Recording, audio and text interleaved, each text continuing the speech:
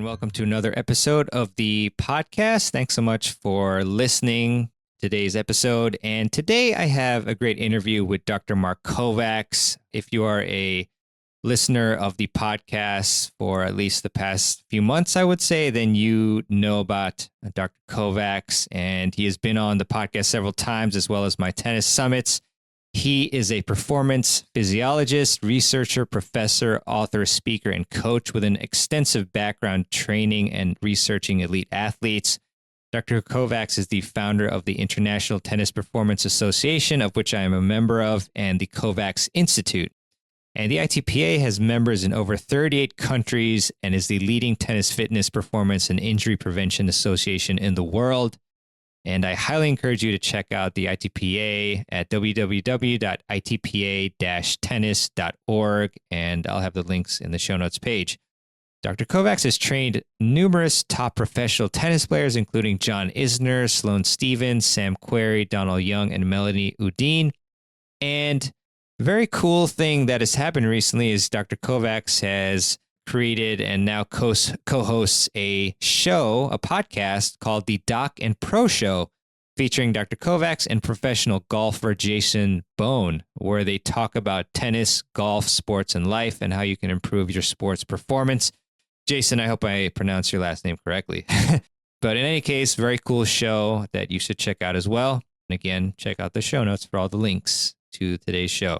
So with that, today we're going to talk with Dr. Kovacs about how you can create a simple and effective fitness plan, the equipment that you need to pull this off properly, and you'll be surprised at how little you need to have a great fitness workout, and how to structure your workouts and how you can do so even with a limited amount of time, as I know we're busy adults who want to play in leagues, but we have a family and other things going on. So that'll be really, really helpful, and as well as the ins and outs of, what specific areas of the body we should work on and how to determine what we need, how to improve our endurance, how to lose weight, what types of different exercise classes out there are, and which ones may help more than others, and a lot of other great things as well. So I really hope that you enjoy this interview with Dr. Kovacs. I certainly did, and this is definitely one of the ones that I'm going to go back through multiple times, jot notes, and implement to improve my performance on the court. And I hope you will too. So with that, here's my interview with the legendary Dr. Mark Kovacs. Hey everybody, welcome to another episode of the Tennis Files podcast. And it's always a pleasure to have on my friend, Dr. Mark Kovacs. Dr. Kovacs has been a return guest. I featured him several times on the podcast and on my tennis summits because he's fantastic. He studies and preaches what he has researched. And so really excited to have you back on, your fan favorite as well, Mark. So thanks so much for coming back on to the podcast. Thank you so much for having me. Always enjoy getting on with you, talking tennis, and really excited to be here. Oh, definitely. Thanks, Mark. And I do just want to shout out your new podcast. I was checking out my emails from the Kovacs Institute, and then I found out that you're a co-host of the Doc and Pro Show, which is really cool, with your co-host Jason Bohn. Am I pronouncing that right? Yeah, so this was a fun project. So myself and Jason's actually a professional golfer, been on the PGA Tour for many, many years. Won a couple PGA titles, played every course in the country. He's played all the major slams. And just a great guy, really a fun guy that gives us a perspective on being a professional athlete, but in a different sport. So we talk a lot about tennis and golf and similarities, differences, and then we have on a lot of really interesting guests from the coaching world, from the training world, and it's really trying to talk a little bit about human performance and being the best you can and learning from athletes, but trying to do it in a way that's a little bit lighter. He's much more humorous than I am, so it's good to have a co-host that can tell jokes and keep it light. I try to bring a little bit more of the science and discuss some of these topics in certain areas in depth, and it's been a lot of fun. So we're excited. So yeah, if people want to check it out, it's called the Doc and Pro Show. It's available where all podcasts are. or go to the Kovacs Institute site and look up for more information as well. Yeah, awesome, Mark. And yeah, I actually was listening to some episodes on my way to tennis today. Fortunately, we had a day off and I got to play, and I heard an interview with Jose Higueras, as well as both of you just talking about the changes in fitness over the years and everything. So it was really, really fun to hear about that. I do want to try and focus today's episode on adult competitive players and how they can improve their fitness training. And I was wondering, we have this common prototype of adult players who really want to improve their fitness, but they're constrained by time. And so I was curious, if we could just if I could give you just like a common scenario of an adult player who has maybe like 5 to 6 hours per week, and they want to figure out, how much time to partition, in between, like actually like playing tennis and, your mobility and flexibility and, maybe some agility. And then you've got, resistance training and other things, recovery. So I was curious if you could kind of give us some guidance, or these players some guidance into how they can best kind of allocate that and any other factors that they should think about when allocating that time towards different activities. Yeah, that's a great question. And it's actually something we spend quite a bit of time on. We've got a fellowship program at the Institute, and one of our fellows this year is actually spending their entire time on the adult recreational player and the fitness programming around that. So there's a few things that you need to keep in mind. One is, what are your deficiencies? Because you want to personalize it a little bit to yourself. If you've got, say, good endurance and you were maybe a former athlete that ran a lot and you've got good cardiovascular endurance, and that's not an area that really needs a lot of your time, then you can pull that off the training list a little bit, or make it lower down on the priority list, which is good. Or you may have really good strength in general, and you're just a strength athlete that you like to lift weights, you lift weights all the time. That's something you enjoy. So that's going to sort of be in your program, but you don't have to overemphasize it because you already have a good level of it. And that's usually what I first recommend, is do a needs analysis on yourself, understand what are the areas that you need to get better in, go to a resource, a coach, a trainer, someone that has experience, and ask them, what are the areas that I'm sort of lacking or that could help my tennis more? Could be mobility, it could be strength, it could be endurance, it could be power, and then prioritize your list of training. That's first and foremost, because you can't do everything at the max level. Most people don't have time to do that. So that's the first step. Then based on that, you want to make sure when you do strength training, traditional kind of strength exercises, lunges, things like that, you want to hit that at least twice a week at a bare minimum. Ideally, you want to try to get 3 sessions in. There's a lot of very good research showing that 2 sessions a week, let's say a total body strength training workout, provides a lot more benefit than 1 session a week. But 3 sessions a week is even better, obviously, than 2. But the difference between 2 and 3 isn't as high as the difference between 2 and 1. So at a bare minimum, 2 sessions a week needs to be on the schedule. That's really, really important. Then as you age, you know that you lose power. You lose muscle mass after mid to late 30s. It starts to drop pretty significantly if you don't train. So you need to put in the training. But power is one of those areas that most older players don't spend enough time doing power training. Then that's something that you get a lot of really good benefit. The only challenge is you got to be a bit careful, because you've got to build up to those movements and make sure that you're doing them with good technique. So typically, if you're going to do it based on hours, and I don't love giving recommendations always by hours because it doesn't take into account quality or even quantity of what the work is.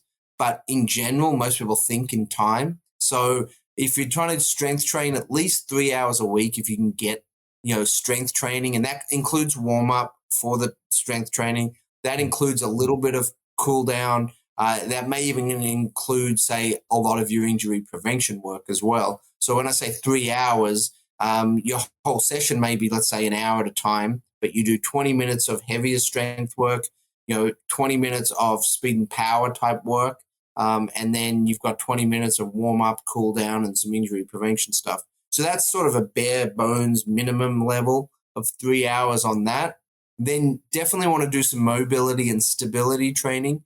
And the older you are, the more of that you need to do. So usually recommend at least, 3 sessions a week of about 20 to 30 minutes. So, then you're at 4.5 hours. And then if you've got a couple extra hours a week, then you can put in around that maybe some more on-court movement stuff. Or if you need a bit more endurance work, you can do more endurance work. But 4.5 hours a week, you can get a really, really great program into your training program. And then anything above that, you can, really focus in on areas that you're trying to, take to another level. Awesome stuff, Mark. Really appreciate that. I jotted down some follow-up questions. First off, I was just curious, from a physiological standpoint, I guess, if that's even the right word, the 1 session a week versus 2 sessions. I was wondering why. What is the reason that there's such a huge jump between 1 to 2? It's a great question. And a lot of this was strength training specific research. So it's looking at muscle fiber recruitment. It's looking at the ability to hit a certain area of the body on multiple occasions to get the adaptation. So it's got a lot to do with the physiological response to stress. And, physical training is stress. And we have to understand the difference between anabolic and catabolic processes. And simply put, when you're working out, when you're training, you're actually putting your body into a catabolic state or a breakdown. You're breaking down your body every time you train physically. But you give it time to recover, which spurs the anabolic process. And that's the muscle growth, muscle repair, and the adaptation to an imposed demand. So the more times you can get an imposed demand on those areas, the more adaptation you get, the better results you have. That's why training 2 times a week is better than training 1. Training 3 is better than 2, but then you also get a diminishing returns. As you train more times per week, you actually push your body. If you're doing the same workout, let's say if you're doing the exact same total body routine, if you do it 4 or 5 or 6 times a week, you actually can, 1, injure yourself potentially and overtrain, but 2, you don't get the same response. The body doesn't adapt as well if you do too many sessions a week on the same thing. So that's the real reason why, and some of the research behind why 2 times a week is sort of that minimum sweet spot, and definitely a lot better than one time per week.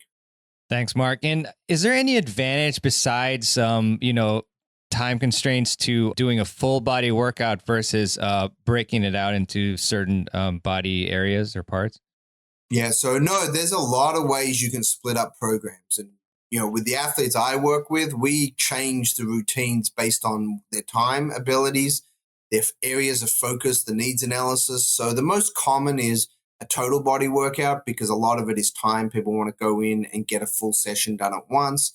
You can do the same exercises, let's say a Monday, Wednesday, Friday, or a Monday, Thursday, or a Monday, Thursday, Saturday. So you give a day or 2 in between, and it's simple. That's why people like it. But a lot of what we do is we try to get in the weight room or the gym more than 2 or 3 times a week. So we may be in there 5, 6 days a week, but doing different things. So we may do, some people like doing an upper and lower body split. I don't often do that with tennis players. I do that with other sport athletes and individuals.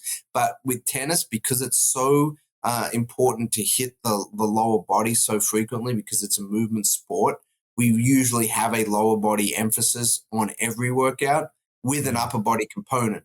But then sometimes you can do a front and back side of the body split as well. That's a relatively common way of doing it for certain sports. Again, not so much on tennis because we need to do a lot of posterior chain work, back side of the body work. So doing front side of the body and back side of the body is a traditional bodybuilding split model, which I don't personally utilize very much for athletes, but it's something that you may hear about. The other areas that I do split it, how we do it a lot is we actually have a power focused day, meaning that a lot of what we work on that day is power focused. So, lighter weight, more explosive movements. Then we have a heavier strength day where we actually go heavier, less reps, heavier weight, and that's a focus.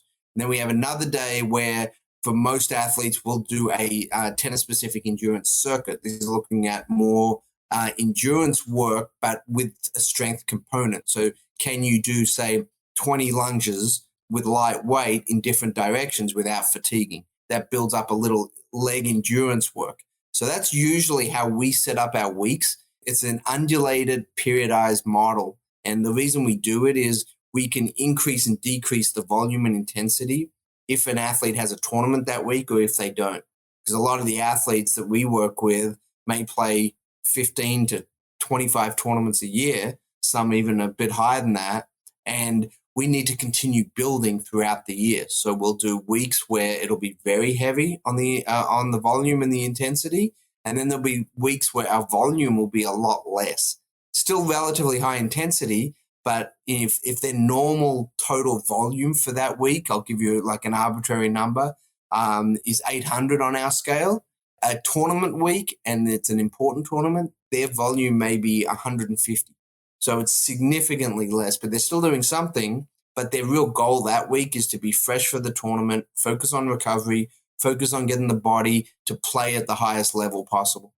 Got it, Mark. So, in the USA League world, I guess, we have certain really important tournaments, if you will, I guess, like regionals and sectionals and nationals. So can we similarly then use this undulating periodization model to ramp down during around that time of the tournaments, basically?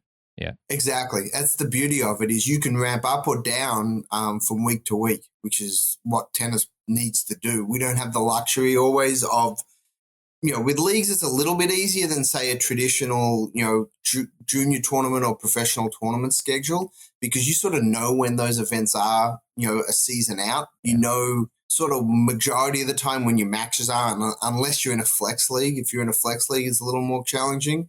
But a traditional league, you sort of know you may have a match on Saturday or you have a match on Tuesday, and that's your day for matches. So you could build your training around those match days, which is awesome.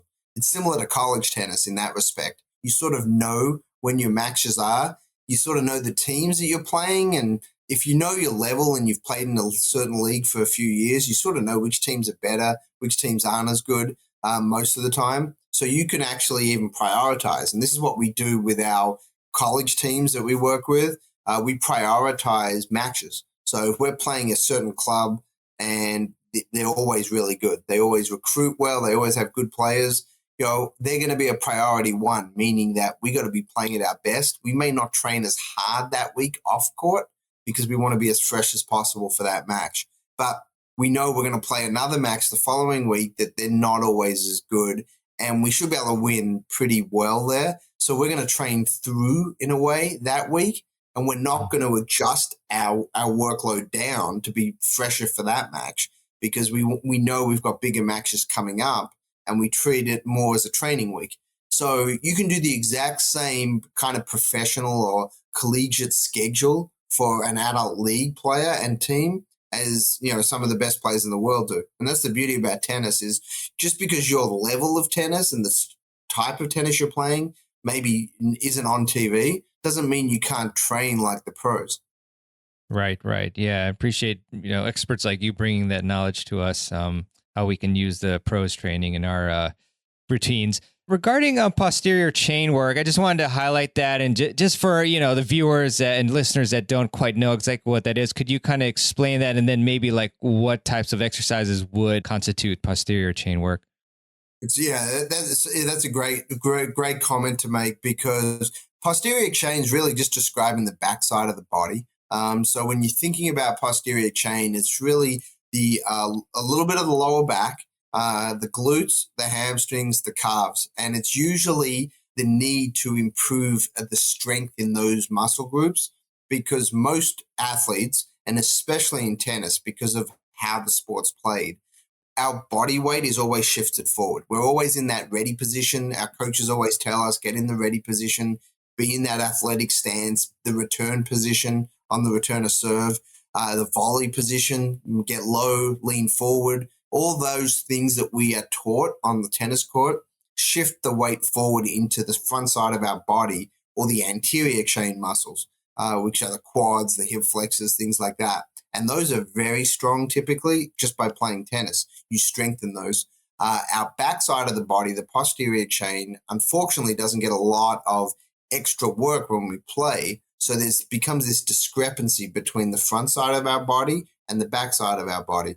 And if you increase that discrepancy over time, you start getting major imbalances and you get a lot of knee-related pain, hip-related pain because of this strength differential. So why we say we do a lot of posterior chain work is we're trying to limit that difference between what the sport's forcing us to do in being in those good ready positions, but it's also needing us to strengthen the backside of our body or the posterior chain. So we usually recommend a minimum of 2 times as many posterior chain movements as anterior. And for many of our athletes, we'll actually do 3 times. So when we say 3 times, for what we're talking about is we're going to do 3 times as many hamstring focused exercises as quad focused exercises. So that's a way to try to offset all the extra work that we're getting on court, moving, and also the historical adaptations that we've had over many years of playing. So when we say posterior chain, typically what we mean is hamstring-related strengthening exercises, glute-related strengthening exercises. So think of things like, if you're familiar with strength training, various Romanian deadlifts or deadlift variations that put a lot more emphasis on the hamstring, glute strengthening work such as hip bridges, things like that, various things, hip thrusters. There's all sorts of variations of exercises you can do to target that backside or posterior side of the body. Thanks, Mark. And are there any tests or any ways to figure out, I don't know, how much of a ratio we need? I know you mentioned minimum is a 2-to-1 for posterior to anterior chain, but any sorts of tests or ways to figure that out? So we have some equipment and technology we utilize to actually test hamstring strength, quad strength, things like that. It's not so easy to do on your own from a pure strength test standpoint. So you want to do a few different things. First off, for most people, what I say is do a wall sit, and everyone can do a wall sit. I think most people are familiar with that. Make sure that your knee angle, though, is at 90 degrees when you're sitting there, meaning that the angle is like this. If this is your backside's not high like that. It's actually at that 90 degrees, and that's the position. And if you can hold that for 60 seconds, usually means your quads are pretty strong. And you may have some reasonably good stability on your glutes. So that's step one. If you can do that, then you do have to somewhat be concerned about your hamstring strength, because most of the time people that are really good at that means that their quad strength and development is reasonably good. The next thing that you want to sometimes do is perform a hamstring hip lift, and it's hard to sort of demo it here, but basically you're trying to put your foot on the ground on one leg, heel on the ground, and then the other leg points straight in the sky, and you want to lift yourself up using your hamstring. And if you can do 10 of those without shaking, usually means you've got reasonably good base hamstring strength. Above and beyond that, then you have to start adding resistance to test things out and to see how comparable you are. The one thing is, if you were going to do, let's say, a squat compared to a RDL, which is pretty much an opposing movement in some respects on the body parts that they're focused on, they're not going to have a one-to-one strength relationship. It's not going to be like if you can do 100 pounds on one, you should be able to do 100 pounds on the other. It doesn't really work that way based on the levers of the body and how your body, especially your hips, hinge. So you can't do a direct comparison from that standpoint very easily. What we do is we have some technology that measures strength in certain movements, and you can do some comparisons that way. But this kind of gives you a sense of you want to do more hamstring and posterior chain work. And that's why we usually use some rules of thumb based on what we know about tennis athletes. Most tennis athletes are sort of similar creatures, especially if they've played a lot. They have similar limitations, similar restrictions, similar areas where they're strong, similar areas where they're weak. The challenge becomes if players pick up tennis late, you don't always know what they look like. Or if they've played multiple other sports at a relatively high level, that may have developed certain muscle groups in a very different way. Thanks. It's brilliant stuff, Mark. Appreciate it. is there any correlation between tightness in an area and strength? I just kind of a random question I thought of, like say if you have chronically tight hamstrings, does that necessarily mean that you're weaker in it or strong in a certain area or anything like that? Yeah, so there isn't a correlation between strength and flexibility. So Okay. it's a great point you made because they're two variables that are very different. Some of the strongest people in the world are very tight, and that's one of the reasons why Mm, they're so strong, because they don't have a lot of range to go through, but the range they mhm. have, they can load it very, very well. So as long as they stay in that limited range, it's relatively safe and they can lift a lot of weight. But the problem for individuals like that is you're strong in that narrow range. The moment you get outside that range or you get stretched to your end range, bad stuff can happen. So from a tennis standpoint, having a lack of mobility or range of motion is in most parts of the body is a real limitation because on the tennis court, you're always being pushed to your end range on a wide ball, on a short ball, when you're lunging, when you're having to stop rapidly and change direction. So you don't have the luxury of only playing in a really short range. Like let's say if I was doing the bench press in the weight room, you know your range. It doesn't increase or decrease. You have a finite range, and you don't have to be any more flexible than that range. And all you have to do is increase how strong you can be in that range, and you're going to be very safe. You're going to be safe because that's the range that you're training for. On tennis, because it's a reactive sport, we respond to emergency situations every point nearly. We're running, we're jumping, we're landing, we're changing directions, we're pivoting, we're doing all these things. So the more functional range we have, and I use the term functional range because there's plenty of people that can stretch and get a certain range, but they can't load that range, meaning Mm. that they're not strong in that end range. And your functional range is the range that you can actually load into, you can actually put weight into and be useful. So it's really, really important to make sure that you train both, not just strength, because it doesn't correlate to flexibility or range of motion. And just training range of motion and mobility doesn't automatically cause you to be stronger in those areas. So you have to do both and you have to understand how they work together. So, Mark, what's the process for gradually increasing our functional range? So that's great. So there's a lot of work over the last probably 10 years talking about the difference between mobility and stability. Because mobility, easiest way to think about it is increasing range, trying to increase your range.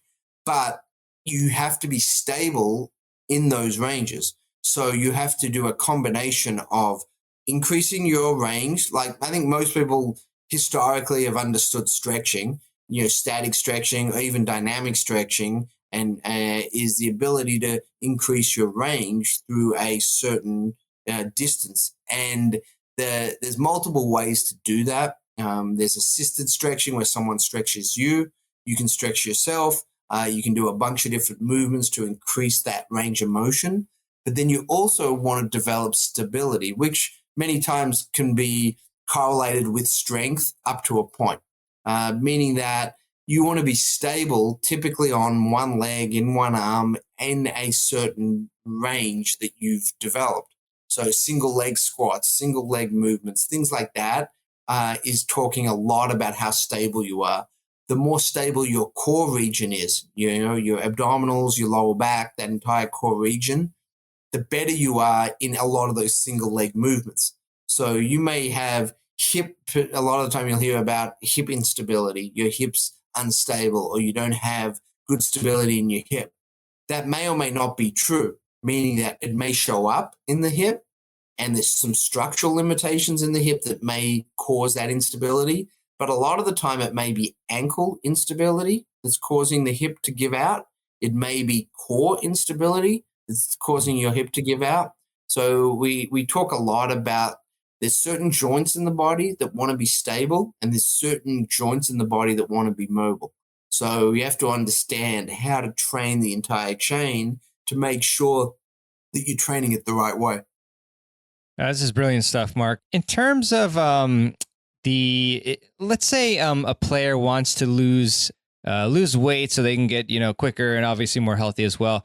What does the literature say in terms of what they should be doing, in terms of obviously, high intensity versus low intensity, resistance training, et cetera? What would you, I mean, of course, diet's a huge part. What training would you suggest for these individuals? Yeah, no, it's a really important area of all movement based. The lighter you are, typically, the faster you will be if you don't change anything else, meaning that no other part of your training has changed. Why? Because you're just carrying less weight, and we're talking body fat predominantly. Muscle's a little bit different because muscle's a force generator, but fat doesn't produce force. It just takes up energy, and easily, simply put, you add a 30-pound weight vest to someone and ask them to run around the tennis court, it's really, really hard. You take that 30-pound weight vest off, it feels a lot easier. It's the same as if you're carrying 30 extra pounds of weight. So you've got to understand the value of appropriate body composition. It makes you a better tennis player, and it also protects your joints, which a lot of people understand in theory, but don't really understand the impact of that. Having an extra 10, 20, 30 pounds of excess body weight, sometimes muscle itself may not be valuable, but most of the time we're talking about body fat here.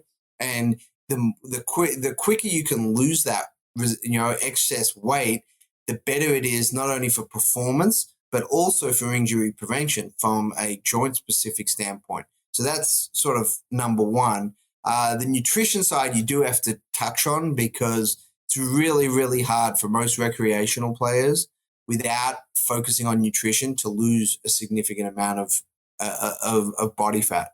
You have to understand the basic, the structure of how people, lose body fat. We know fat's approximately 3,500 calories per pound. So you have to have a calorie deficit of around 3,500 calories to lose a pound. It's not much more complicated than that. There's different ways to go about it, but in a general sense, you got to find ways to create that deficit. And it can be through exercise alone, meaning you've got to find, if you want to lose a pound a week, you want to find at least 3,500 calories extra in your exercise routine. And that's not only the time you exercise, but if you do heavy strength training, you get this effect, this knock-on effect of increasing core temperature, increase in adaptation that occurs after you stop working out throughout the day that increases your metabolic rate, which burns more calories throughout the day. Like a strength training session for most people at most is maybe 500 calories they're going to burn in a strength training session. If you go play a really great set of singles tennis, you may burn 700, 800 at most. You've got to really play as something, like a cardio tennis session where it's nonstop, no rest. You wouldn't be playing a match. You would be doing drills for an hour without any rest. You may be able to push to 1,000 calories in an hour, but it's really hard to do. And you probably couldn't do that for 2 hours, that you would be completely spent if you did it for an hour. So you've got to understand how difficult it is to just lose a lot of body fat just by exercise alone. You have to combine improving your nutrition, cutting back on certain things in an appropriate way. Most of the time we're talking about, excess fluids that are calorie based. That's relatively easy to change. It's sauces, it's salad dressings, things like that, making smart choices. It's removing, a lot of the fried foods from the diet, things that aren't necessarily a huge change, but make a significant difference over the course of a week or a month. So the biggest thing you want to do is you want to have heavier strength training because it helps with your metabolic rate throughout the day. And you want to try to do calorie, rich exercise routines that burn a lot of calories in a relatively short amount of time. If you are looking at a time saver, if time is not an issue, you can, do low impact walking, hiking, things like that. Because most people don't realize, if you walk a mile and run a mile, you actually burn the same amount of calories during that time period. It just takes you a lot longer to walk. So you burn a few extra calories after you stop when you run because of your core temperatures raised, the sweating response, things like that. But the actual, amount of calories you burn walking and running is the same for the distance that you cover, give or take a few nominal extra calories because of the follow-up core temperature side of things. So most people don't realize that, and they think, okay, running's always better. No, I'd rather you walk 5 miles than run 2 miles. You'll get a better benefit doing that.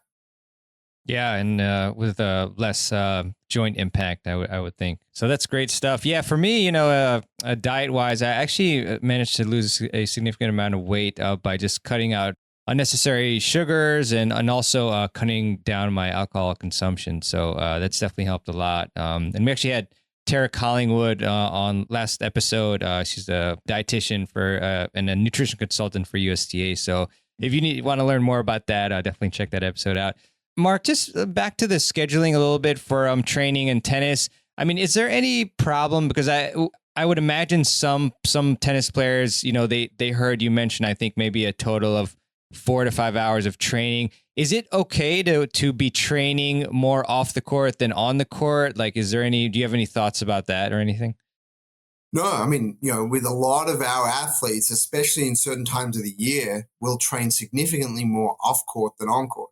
Like certain times in preseason, for example, or a training block where we're working on something specific, we may do 3 times as much time off court than on court.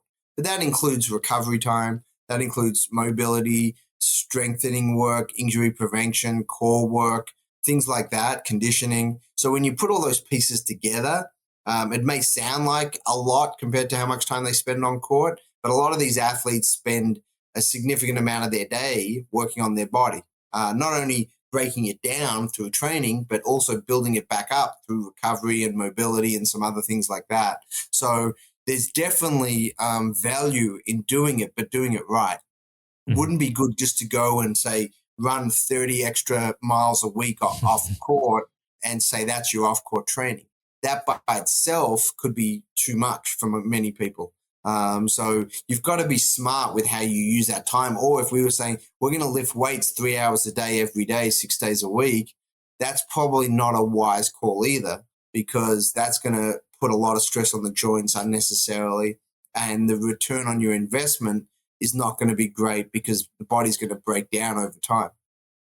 Yeah, it makes a lot of sense, Mark. So I have a lot of friends who attend, different fitness classes. And I did hear you mention this a little bit with Jason on the podcast, the Doc and Pro show. But I was wondering if there are any of them, like, I guess I list, a few that I wrote down are like Orange Theory and Solid Core and some cycling classes and so forth. Are there any in particular that you think are, more well suited to tennis than the others? Like, I'm just wondering, in a sense, are some of my friends potentially not training as efficiently by going to these classes if they want to focus their training on tennis? If they don't, then obviously that's fine. But any thoughts on these different classes available and their utility?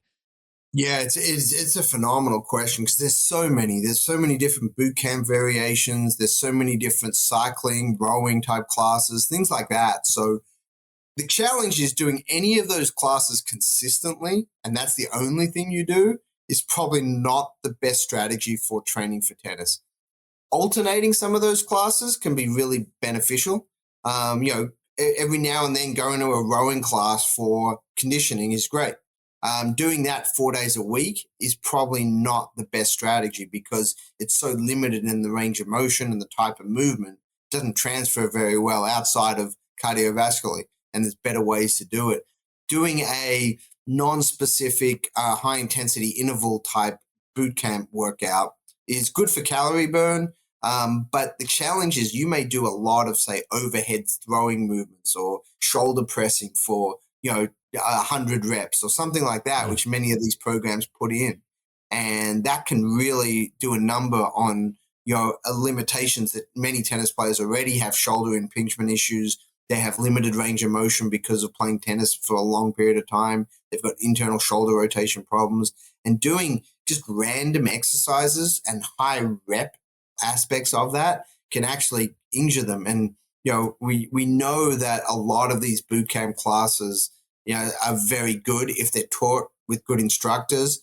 But a lot of their programming is designed for how many calories can we burn in the shortest amount of time, not about, is this going to make me a better athlete? Is this going to protect my joints in the right way? Things like that. So I always caution against doing random sort of group classes for a tennis player.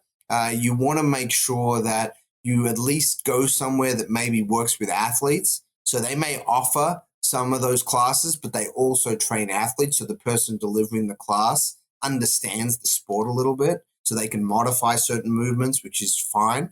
Then there are things like Pilates and yoga and some of these that do have a lot of valuable uses. And unless it's a super advanced class, it's unlikely to cause major injury.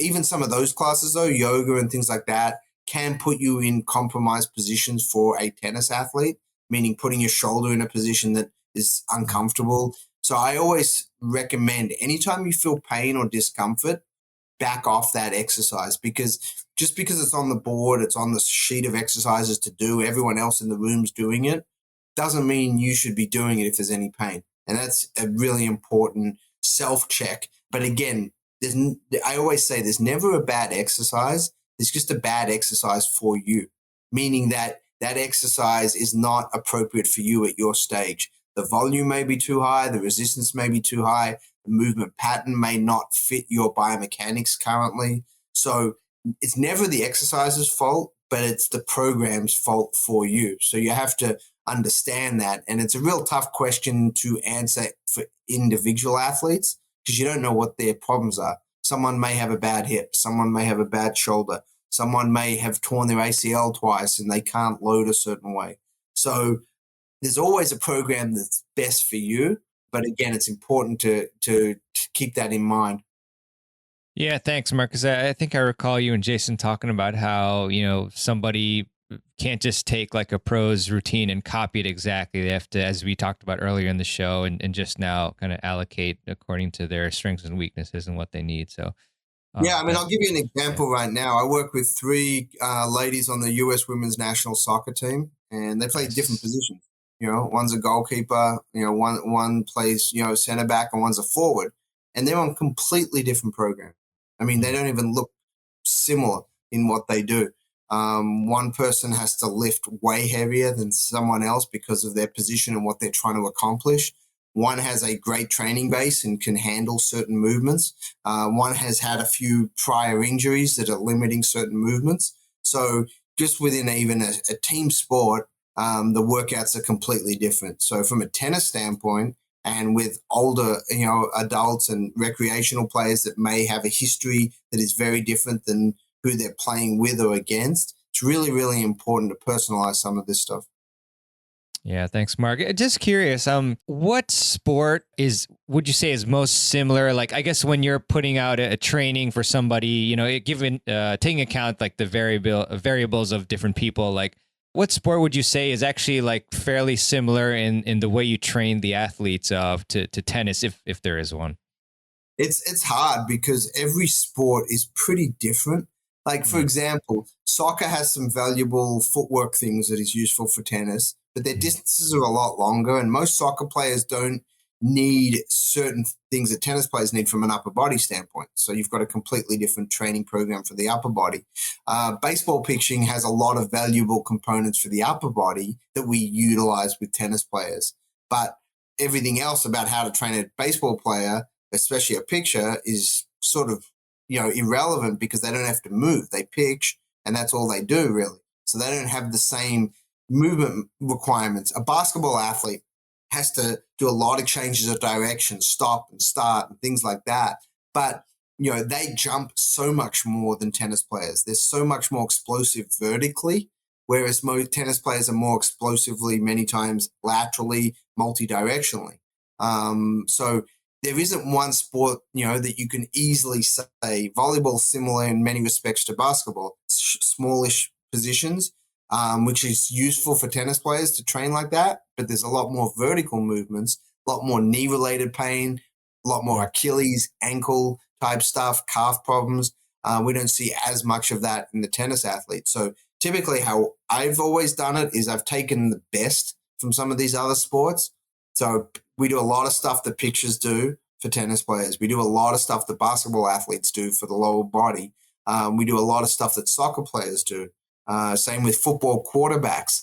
They actually have a lot of similarities to tennis players in what they do. They have to move in short distances. They have to react and respond to an oncoming, in tennis it's a ball, but in quarterbacks it's a person coming at them, and they have to react, and then they have to throw a lot, and they have to use their upper body a lot. So there's a lot of things that we try to utilize from other sports that can make us better at what we do. And then discus and shot put and javelin are three real sports that we've also taken a lot of information from over the years that helps us train our tennis players. So it's a great question. And at a young age, I'd say play everything. Play as many different sports as you can that are in similar type footprints to tennis in some respects, and make sure that as you age up, you're able to sort of pick and choose the ones that are most appropriate for your body and for your time constraints as well. Yeah, it's neat how you can kind of take different things from different sports for certain aspects. I think I recall you describing the serve as like a shot put, pretty much. So it's closer to a shot put or a javelin throw than it is to say a baseball pitch. So it's important to understand that just because it's an overhead motion doesn't mean it's identical to all overhead motions are not the same. Yeah, for sure. In terms of players who are training at home, I was wondering if there are, maybe like 3 to 5 or however many you think pieces of equipment that you think that serious tennis players who want to train at home should not have, if that makes sense. Yeah, no, it's great. So we usually talk about this based on budget. How much money do you want to spend? If you've got thousands of dollars, you can put together an awesome gym and never have to leave your spare room, garage, wherever you have it. If you only have $50, you can get bands, some bands, and you can pretty much do a full body workout for tennis with bands for less than $50. So it all comes down to how much do you want to spend. The more resources you have, the more variables you can bring in. You can bring in med balls, which are really valuable and useful for rotational power, for stability, for some different things, but especially in the rotation aspect. Bands are great because you can do rotational work, you can do pressing, you can do pulling, you can do lower body, upper body, injury prevention. So you can get everything done with bands. If you've got dumbbells, and you can do a set of dumbbells. Usually for most tennis players that we're talking about, you don't need to go past about 50 pounds. For most people, you can do pretty much everything with 50 pounds or less. And there's ways to make, let's say you're really strong and you could probably handle more. There's ways to make those 50 pounds even heavier by putting bands on those dumbbells to increase the resistance. So, and there's things called power blocks or dumbbells that don't take up much space either. So you don't need a whole rack of dumbbells. You can have one handle that has a series of weights that you click in or click out based on how much weight you want. So as an at-home suggestion, those would be my 3 or 4 things that could easily get you everything you need for as little as, say, $30 to $50. All the way up to, say, $500 if you included the dumbbells and the med balls and you had the whole package. And then you can go even higher than that and you can start, adding things on top of that. But in general, for most people, you can get a phenomenal workout in. And that's what we do with most of our pros when we're on the road. We'll take a small bag of stuff and, we'll get a really good workout in. A TRX is another one. If most people haven't seen that, it's that yellow device with usually black handles. It looks like a rope, really, and you can hook it to an attachment, and you can do hundreds of various exercises on that. So it's called a suspension trainer, a body weight trainer, sometimes people will call it, and that allows you to do hundreds of exercises on it. So it's not really a major cost limitation to getting yourself in great shape. You just sort of have to understand what you like, what you're willing to do, and get on a really solid program as well.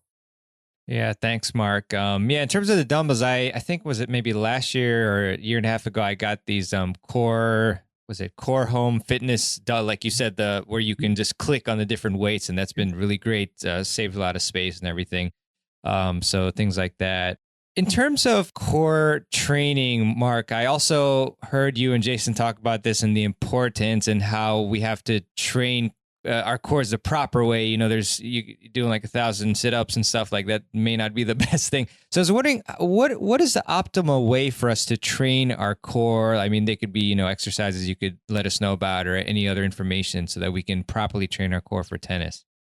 So yeah, it's interesting because I've been doing this a reasonable amount of time now, nearly 2 decades, and you go through these phases where certain exercises become frowned upon, or certain groups of people say this is a bad exercise to do. You should stay away from this exercise, and like crunches and sit-ups and things like that have sort of got a bit of a bad rep over the last, say, 5 years or so.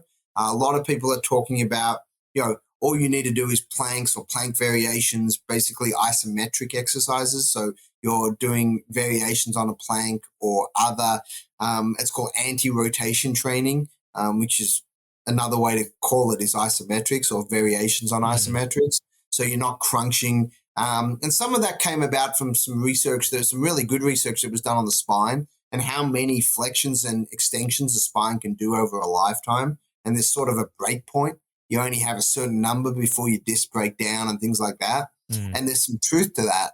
The challenge is your sport requires you, in tennis especially, to flex, extend, laterally flex, laterally extend. So you're moving in all these different positions to hit a tennis ball a ton of times. So you need to find that balance between, we do some flexion, we do some extension, we do some lateral movements, and we do a lot of anti-rotation isometric work as well. So we make sure we hit everything because that's kind of what you need on the tennis court. You need to be able to be strong in all these different movements. You also need to resist movements sometimes, meaning that if you're over-rotating, let's say you're coming out of a forehand rapidly falling to your left for a right-hander, you need to have oblique strength and anti-rotation strength in that direction. Otherwise, you'd fall over.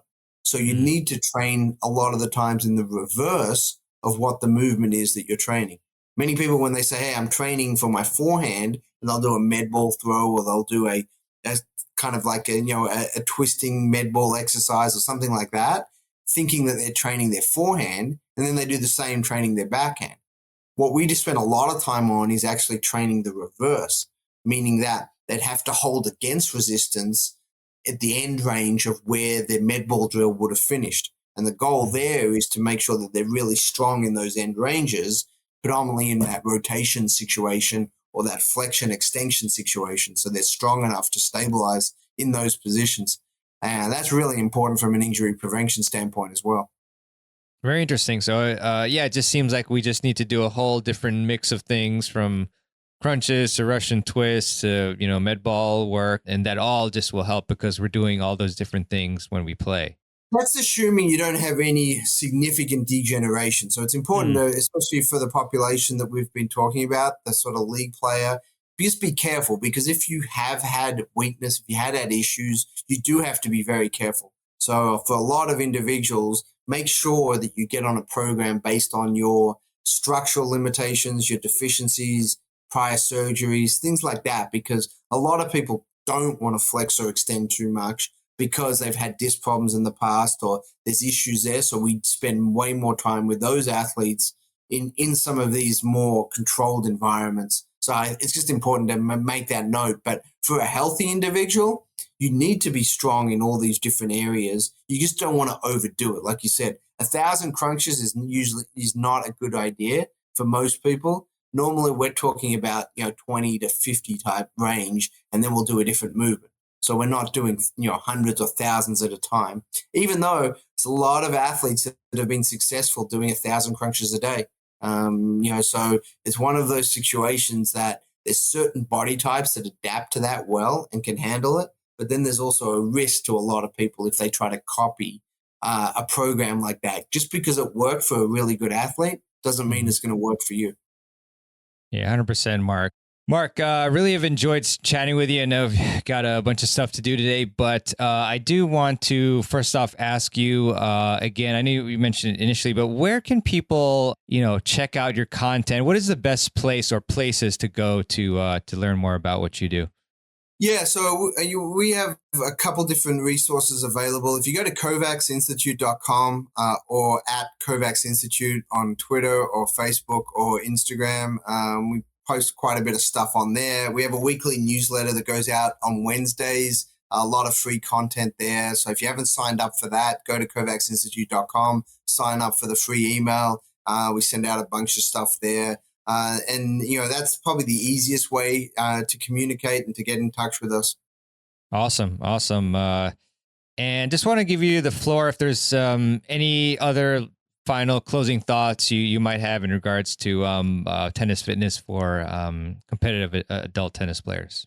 Yeah, for sure. The one thing I would suggest is work with a competent and well-trained professional. We're also involved in the International Tennis Performance Association, and there are thousands of qualified and competent, tennis-specific fitness trainers, strength coaches, personal trainers, athletic trainers, physical therapists that work predominantly with tennis athletes and are well-trained. So go to ITPA-tennis.org and ask if there's someone in your area if you're looking for someone. And we should be able to direct you to a good person in your area who can help you on designing and implementing an effective tennis-specific training program. Awesome. Yeah, ITPA is brilliant. Another one of your creations, Mark. So thank you for that. Mark, thanks again for coming on to the podcast. Really appreciate it. Looking forward to chatting with you again. It's always a pleasure. And thanks so much for sharing your knowledge with our audience. So thank you so much. No, thanks so much for having me, and look forward to seeing everyone on the court soon. Definitely. Thanks, Mark. All right. I really hope that you enjoyed my interview with Dr. Mark Kovacs. Again, Dr. Kovacs, thanks so much for your time and for coming on to the podcast. And if you'd enjoyed this podcast and got value from it and think it will help your tennis fitness, then I would really appreciate it if you would leave a review for the podcast. And you can do that at tennisfiles.com/Apple Podcasts or in your favorite podcast app of choice that you use to listen to the show. It would really help the podcast out and help spread it and make it more visible to more people. The more reviews and ratings, the higher up the algorithm it goes. And so definitely would appreciate a review and also just know what you think of the show. I would also like to leave you with a quote, as I often do, pretty much always do at the end of the podcast. And this one is by Michael Altshuler. And Michael said, "The bad news is time flies. The good news is you're the pilot." Love that. Just reminds us that we need to take control of our path in life, in tennis and everything, and that we should not be reactionary. Rather, we should take command and choose how we use our time and make the most out of it. Schedule things in your calendar, your practices and everything like that, your work and so forth, and execute and prosper. Live long and prosper, as Spock said. As you can tell, I like Star Trek. All right. Hope you do too. Star Wars versus Star Trek. Which one is it? You can answer that for yourself. And you can email me if you want. It's fine. Just let me know. All right. That was a weird tangent that I went on, but I'm a sci-fi fan, and so let's just put that in there for any folks that like it.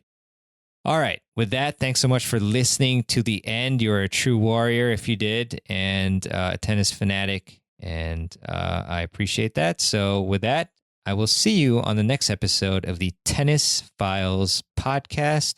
This is your host, Mirban Aranshad, signing out.